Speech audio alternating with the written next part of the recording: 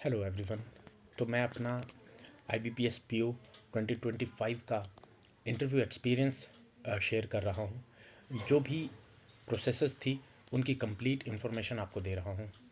मेरा इंटरव्यू 13 फरवरी को 8:30 PM में Chandigarh circle office Punjab national bank में था। मेरा पैनल नंबर 1 था। तो मैं हिमाचल से बिलोंग करता हूँ, तो मैं पिछले दिन ही चंडीगढ़ चला गया और अराउंड 5 बजे के करीब मैं वहाँ पहुँचा और मैंने अपना सेंटर भी देख लिया जो सर्कल ऑफिस था। वहाँ पे कुछ स्टूडेंट से भी इंटरेक्शन की। उसके बाद मेरी पहली शिफ्ट में इंटरव्यू था 8:30, तो मैं अगले दिन सुबह अराउंड 7:45 पे वहाँ पे पहुँच गया। वहाँ पे पहुँचते ही हमारी सबसे पहले एंट्री रजिस्टर में एंट्री हुई। उसके बाद हमें लगभग 5 या 10 मिनट बाद उन्होंने ऊपर बुला लिया। लगभग 8 बजे के करीब हमारी एंट्री हो गई ऊपर। फिर हमें एक बड़े से हॉल में ले जाया गया। वहाँ पे पैनल वाइज सिटिंग अरेंजमेंट रखा हुआ था, तो मैं अपने पैनल के अकॉर्डिंग वहाँ पे बैठ गया।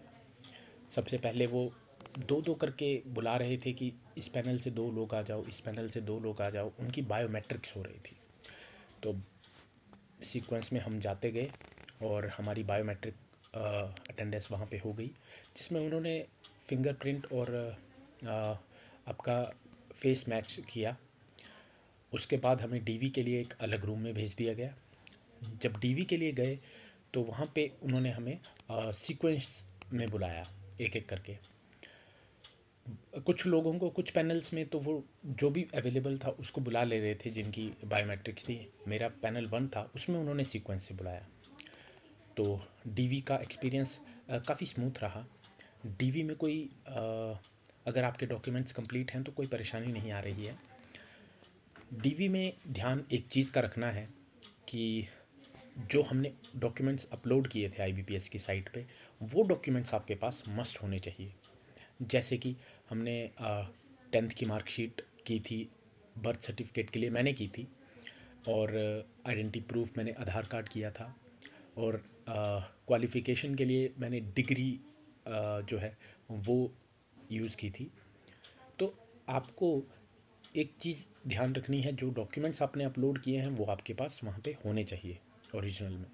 बाकी वो इन्होंने तो कुछ भी नहीं लिया। हाँ, एक एप्लीकेशन फ़ॉर्म जो हम एप्लीकेशन फ़ॉर्म है उसका प्रिंट आउट आप ज़रूर लेके जाएं। वही डॉक्यूमेंट इन्होंने हमारा रखा है, एप्लीकेशन फ़ॉर्म और कॉल लेटर। बाकी डॉक्यूमेंट सिर्फ ओरिजिनल में देखे गए, बाकी फ़ोटोकॉपीज़ नहीं ली। बट हमें एक एक सेट फ़ोटोकॉपीज़ का ले जाना ज़रूरी है, अगर इन केस वो उसको रखें। तो हमसे तो नहीं ली गई थी फ़ोटोकॉपी, सिर्फ एप्लीकेशन फ़ॉर्म और कॉल लेटर उन्होंने लिया।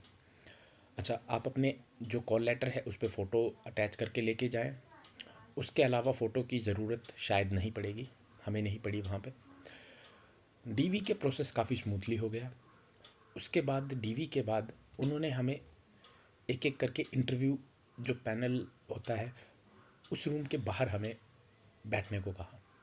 तो हम वहाँ पे बैठते गए।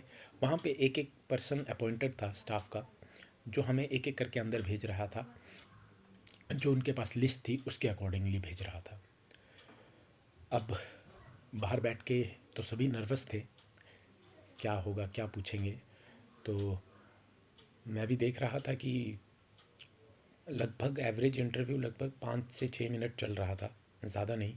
किसी किसी का 7-8 मिनट भी जा रहा था। फिर उसके बाद मेरा जो इंटरव्यू की बारी है वो लगभग आप कहें तो 11:05 पे आई थी। तो 11:05 में मैंने जैसे ही एंटर किया रूम पे, तो हुआ क्या, मैंने सबको विश किया। तो एक मैम ने मुझे कहा कि बैठिए। जैसे ही मैं बैठने लगा तो जो हमारे पैनल के चेयरमैन थे उन्होंने कहा कि 1 मिनट वेट कीजिए। वो इस बार क्या है कि जैसे जहाँ डॉक्यूमेंट वेरिफिकेशन हो रही है तो वहाँ पे ना वो ऑनलाइन ही हमारा फॉर्म फिल कर रहे हैं, और जो पैनल है उनके पास वो ऑनलाइन ही वो फॉर्म आ रहा है। वो कंप्यूटर पे देख रहे थे। उन्होंने कहा कि आपका अपडेट नहीं हुआ है अभी तक, पीछे से कुछ प्रॉब्लम आ गई है शायद। तो मुझे उन्होंने कहा कि आपको थोड़ी देर वेट करना पड़ेगा, आप नेक्स्ट कैंडिडेट को भेज दीजिए। अब मैं अंदर जाके फिर बाहर आया तो लगभग 11:05 उस टाइम हुए थे। उसके बाद वो कुछ प्रॉब्लम आई, मैंने बाहर जो स्टाफ थे उनको कहा कि मेरा अपडेट नहीं हुआ है। फिर उन्होंने बात की, उन्होंने कहा हाँ 5-6 लोगों का अपडेट नहीं हो रहा है, तो आप बैठिए, जैसे ही अपडेट होता है तब आपका इंटरव्यू होगा। अब मैं 11:05 से बैठा हूँ और लगभग मेरा जो अपडेट हुआ है वो लगभग 12 बजे हुआ है। तो मुझे 12 बजे मेरा नाम लिया गया कि आप आ जाइए। मैं काफ़ी देर से वही सोच रहा था कि अब ये तो अलग ही प्रॉब्लम होगी, क्यों नहीं अपडेट हुआ होगा। फिर 12 बजे मैंने दोबारा मेरी एंट्री हुई 1 घंटे बाद लगभग। फिर जैसे ही मैं अंदर गया, मैंने वैसे ही सबको विश किया। उन्होंने कहा बैठिए। फिर जो चेयरमैन थे उन्होंने मुझे कहा कि आपका क्या प्रॉब्लम आ गई थी, क्यों नहीं अपडेट हो रहा था। मैंने कहा सर पता नहीं, मेरी डीवी तो दूसरे तीसरे नंबर पे मेरे पैनल में हो गई थी, पता नहीं। फिर वो हंसे, फिर उन्होंने कहा बैठिए। फिर उन्होंने मुझसे पूछा कि आप क्या करते हो। उन्होंने ना कोई इंट्रोडक्शन पूछी, ना मुझे कहा कि इंट्रोड्यूस योरसेल्फ। उन्होंने कहा कि क्या करते हो और आपकी क्वालिफ़िकेशन क्या है। तो मैंने बताया कि मैं बीटेक हूँ और मैं अभी प्रेजेंटली ये जॉब कर रहा हूँ, प्राइवेट जॉब। तो उन्होंने कहा ठीक है, तो आप अब बैंकिंग में क्यों आना चाहते हैं। फिर जो एक और पैनल मेंबर थे उन्होंने मुझसे पूछा कि आप क्या जॉब करते हो। मैंने कहा सर मैं एक कोचिंग इंस्टीट्यूट में पढ़ाता हूँ। उन्होंने कहा क्या पढ़ाते हो। मैंने कहा सर मैं फ़िज़िक्स पढ़ाता हूँ। तो उन्होंने मुझसे फ़िज़िक्स के बारे में पूछना था, तो उन्होंने मुझसे पूछा कि फ़िज़िक्स में क्या चीज़ आप पढ़ाते हो। तो मैंने कहा सर मैं JEE और नीट के स्टूडेंट्स को फ़िज़िक्स पढ़ाता हूँ। तो उन्होंने कहा ओके ओके। तो उन्होंने कहा आप कहाँ से पढ़े हो। मैंने बता दिया सर मैं यहाँ से, मैंने बीटेक की है। तो उन्होंने कहा ओके। उसके बाद उन्होंने मुझसे वहाँ से कोई क्वेश्चन नहीं पूछा। अब उन्होंने मुझसे पूछा थोड़ा सा पर्सनल उसमें कि आप क्यों बैंकिंग की जॉब में आना चाहते हो। और शायद उसमें 2-3 मिनट की हमारी डिस्कशन हुई। सर ने बताया कि बैंकिंग में ऐसा होगा ऐसा होगा, आप क्यों इस जॉब के लिए ही आना चाहते हो। तो मैंने भी अपने रीज़न्स बताए। उन्होंने कहा ओके। फिर उन्होंने मुझे उसके बाद बैंकिंग के बारे में, जनरल अवेयरनेस के बारे में पूछना शुरू किया। तो स्टार्टिंग में उन्होंने यही पूछा कि ऑल्टरनेटिव बैंकिंग क्या होती है। तो पहले मुझे क्वेश्चन समझ नहीं आया ऑल्टरनेटिव बैंकिंग। फिर उन्होंने थोड़ा सा समझाया कि ये चीज़, हाँ। फिर मैंने उनको बताया कि सर ये होते हैं, जैसे हमारे नेफ्ट है, RTGS है। तो उन्होंने कहा कि एक बात बताओ कि इन चीज़ों का फ़ायदा क्या होगा बैंक को। तो मैंने कहा सर एक तो हमारी मैन पावर कम लगेगी बैंक में, और मैंने कहा ह्यूमन एरर थोड़ा कम होगा। उन्होंने कहा ओके। फिर नेक्स्ट क्वेश्चन जो चेयरमैन थे उन्होंने मुझसे पूछा कि जो अभी RBI की ये मॉनेटरी पॉलिसी कमेटी है, इन्होंने रेपो रेट कुछ कम किया है। उन्होंने खुद ही बताया कि कम किया है। मैंने कहा हाँ जी सर। तो उन्होंने मुझसे पूछा रेपो रेट क्या होता है। फिर धीरे धीरे उन्होंने थोड़ा डीपली जाना शुरू किया कि रेपो रेट बढ़ाने से और कम होने से क्या क्या होता है, क्या इकोनॉमी पे फ़र्क पड़ता है। तो मैंने बताया उनको कि कैश फ्लो ज़्यादा करने के लिए रेपो रेट कम किया गया है। फिर उसका उन्होंने फ़ायदा पूछा। उसके फिर हाँ, एक क्वेश्चन उन्होंने उसमें क्रॉस क्वेश्चन भी पूछा कि रेपो रेट कब कम होता है, कैसे कम होता है। मतलब वो पूछना चाह रहे थे कि ये मॉनेटरी पॉलिसी जो आती है RBI की, ये कब आती है। तो मैंने उनको बताया कि सर ये एक बाई मंथली पॉलिसी है और ये हर साल में 6 बार आती है। तो उन्होंने कहा ओके। उससे वो सेटिस्फाइड थे आंसर से कि हाँ ठीक है, पता है। फिर उन्होंने एक और पैनल मेंबर थे। हाँ, मैंने एक चीज़ आपको नहीं बताई कि मेरे पैनल में 5 मेंबर्स थे, जिसमें एक फ़ीमेल मेंबर भी थी और बाकी 4 मेल मेंबर थे। फिर उन्होंने एक साइड में जो बैठे थे सबसे लेफ़्ट कॉर्नर पे, उनको कहा कि आप मेरे को कुछ पूछना है। तो उन्होंने मुझसे सबसे पहले पूछा कि RBI के गवर्नर कौन थे पहले। मैंने कहा सर शक्तिकांत दास। उन्होंने कहा अच्छा, तो अब कौन है। मैंने उसका भी आंसर बता दिया। उसके बाद उन्होंने मुझसे क्वेश्चन उन्होंने नहीं उसके बाद उन्होंने मुझसे क्वेश्चन नहीं पूछा। उन्होंने कहा ठीक है, ये है। उसके बाद उन्होंने बैंकिंग की और भी चीज़ें मुझसे पूछी, बैंकिंग के बारे में पूछा। हाँ, उसके बाद उन्होंने मुझे टैक्स के बारे में पूछा कि इस बार जो बजट आया है उसमें टैक्स में क्या क्या हुआ है। तो मैंने बताया। फिर वो थोड़ी जर्नल डिस्कशन पे आ गए। उन्होंने कहा कि एक बात बताओ, टैक्स इस बार ज़्यादा हो गया ना टैक्स, अब गवर्नमेंट को ज़्यादा टैक्स मिलेगा ना। तो मैं समझ गया वो क्या बोलना चाहते हैं। मैंने कहा नहीं सर, कम मिलेगा। उन्होंने बोला ओके ओके, आपने मेरा ब्लफ पकड़ लिया। तो उन्होंने बोला एक बात बताओ, अब टैक्स अगर गवर्नमेंट को कम मिलेगा तो क्या उसका क्या रिज़ल्ट होगा।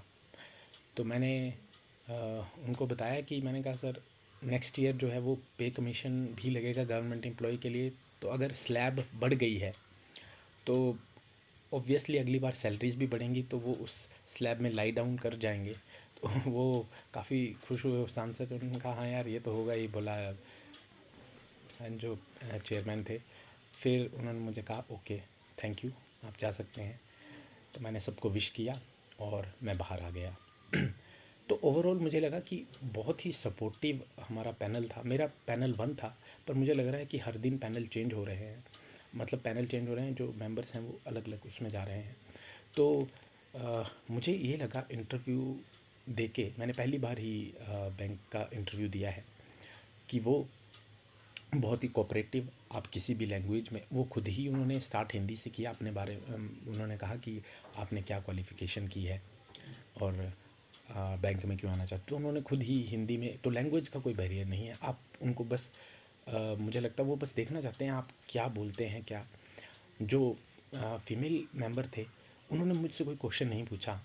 मैंने एक दो बार उनकी तरफ देख के मैंने आई इंटरेक्शन किया आंसर बताते हुए, तो वो सुन रहे थे, वो सिर्फ जज ही कर रहे थे कि क्या शायद बॉडी लैंग्वेज जज कर रहे थे या क्या। तो पैनल मेंबर्स बहुत मुझे सपोर्टिव लगे कि वो आपके साथ डिस्कशन, एक तरह से डिस्कशन करना चाहते हैं। अब वो मुझे लगता है कि हर कैंडिडेट के साथ अलग अलग तरह से बिहेव कर रहे थे, क्योंकि जब मैं गया उससे पहले एक फीमेल कैंडिडेट थे। वो जब बाहर आए तो उन्होंने कहा कि यार ना कोई इंट्रो ली, ना तो उन्होंने बैंकिंग का पूछा मुझसे, तो सीधा ही उन्होंने करंट अफेयर का पूछना शुरू कर दिया। तो मैं ये समझ रहा था कि वो अलग अलग मेंबर के साथ अलग अलग बिहेव करेंगे, इतना तो समझ आ गया था। तो बाकी हाँ, एक और उससे पहले आई थी, तो उन्होंने कहा कि सिर्फ मेरे से पर्सनल, मेरी पर्सनल इन्फॉर्मेशन के ऊपर ही बात की उन्होंने, और एक आध क्वेश्चन कोई पूछ लिया। तो वो जनरली ऐसा नहीं था। अब मुझसे उन्होंने बैंकिंग के क्वेश्चन सारे पूछे, उन्होंने बैंकिंग के, पर मेरे से उन्होंने पर्सनल जो मेरी क्वालिफ़िकेशन या जो मैं अभी कर रहा हूँ उसके बारे में ज़्यादा नहीं पूछा। उसके बारे में उन्होंने डिस्कस ही किया था कि हाँ क्यों ऐसा हो सकता था, ये हो सकता था। तो उन्होंने बैंकिंग का ज़्यादा पूछा। तो वो डिपेंड कर रहा था कैसे कैसे। तो ये रहा मेरा इंटरव्यू एक्सपीरियंस। बाकी जो भी कुछ लोग परेशान हो रहे हैं डॉक्यूमेंट्स को लेके और किसी चीज़ को लेके, तो ऐसा मैंने देखा सेंटर में कि हाँ 2-4 बच्चों को उन्होंने एफिडेविट बनवाने भेजा जब डीवी के टाइम पर। अगर आपके डॉक्यूमेंट्स बिल्कुल ठीक हैं तो वो आपको नहीं ज़्यादा परेशान करते, और वो हेल्प ही कर रहे होते हैं कि ये चीज़ आपको करनी चाहिए थी, ये चीज़ आपको करनी चाहिए थी। क्योंकि मुझसे एक गलती हो गई थी, मैंने जो एप्लीकेशन फॉर्म अटेस्ट करके दिया उसमें थोड़ा सा साइन मेरा डिफरेंट हो गया, मैंने ए थोड़ा अलग तरीके से डाल दिया। तो उन्होंने कहा कि ये आपने गलत कर दिया। मैंने कहा सर मैं जल्दबाजी में, मुझसे ध्यान नहीं रहा, ए थोड़ा सा मेरा ठीक नहीं आया। तो उन्होंने कहा कि यार हम यही चीज़ तो देखने बैठे हैं कि आप क्या गलती करते हैं। तो फिर उन्होंने कुछ नहीं कहा, उन्होंने कहा कोई बात नहीं। हाँ वो आपका कॉल लेटर है, उस पर आपसे हैंड राइटिंग सैम्पल वो देंगे लिखने को, वो सब कुछ हो जाता है। बाकी यही था मेरा ओवरऑल एक्सपीरियंस। अब होप फॉर द बेस्ट, देखते हैं क्या होता है। Thank you.